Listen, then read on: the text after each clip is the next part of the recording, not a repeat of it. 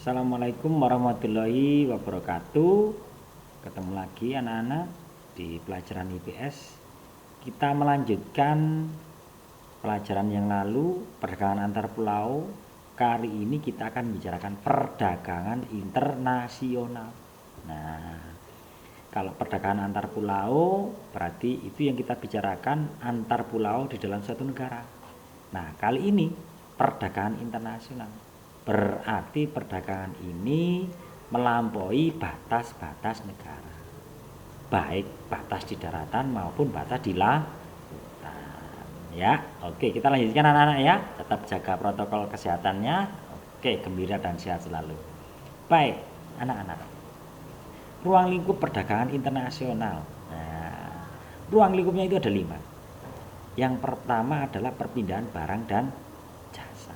Nah, anak-anak, jadi perdagangan itu bukan sebuah produksi, bukan produsen, tetapi kita membicarakan tentang distribusi, memindahkan satu barang dan jasa dari satu tempat ke tempat lain. Dalam hal ini perdagangan internasional berarti perpindahan barang dan jasa melampaui batas negara.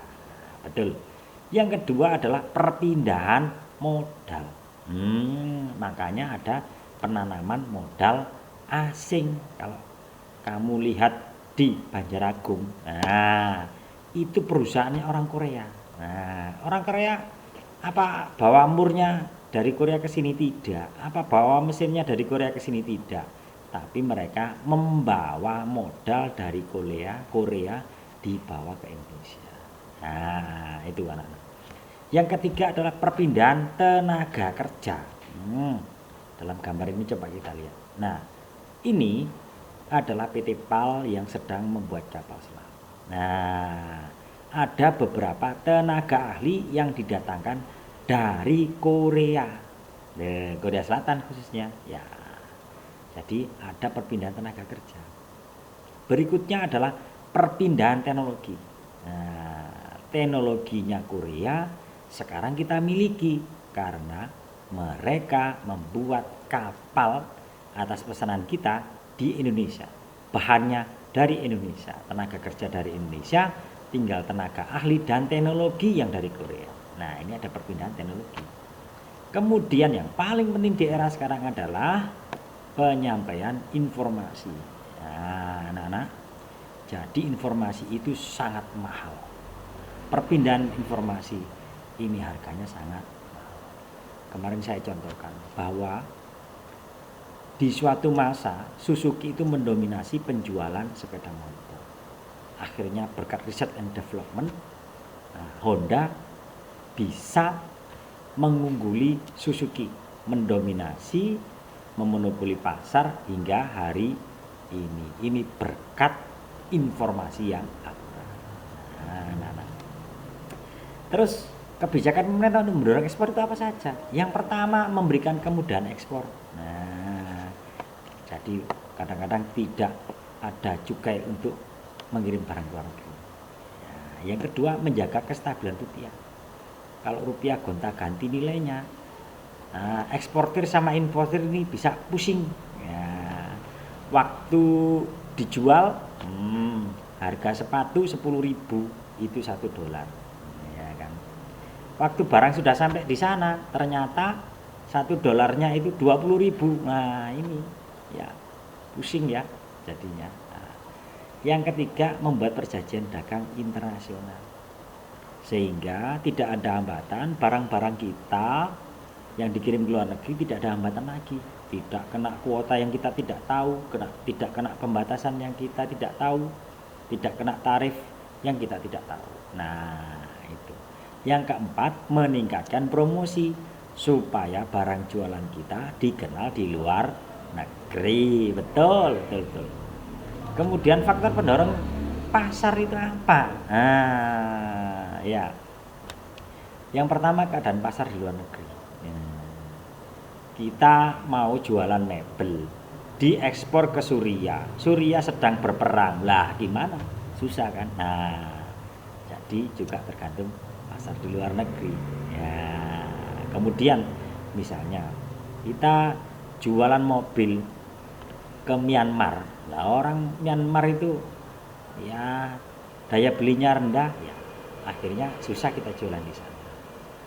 Yang kedua, keuletan menangkap peluang ekspor. Nah, ini coba kita lihat gambarnya Susi R. Bu Susi, nah, yang pernah jadi Menteri Kelautan itu loh, itu pinter menangkap peluang ekspor. Jadi dia menerbangkan ikan segar dari nelayan Pangandaran menuju ke Jakarta. Semakin segar ikan itu diterima konsumen akhir, misalnya di hotel, nah, itu nilainya lebih tinggi sehingga membantu para petani. Kemudian bisnisnya berkembang.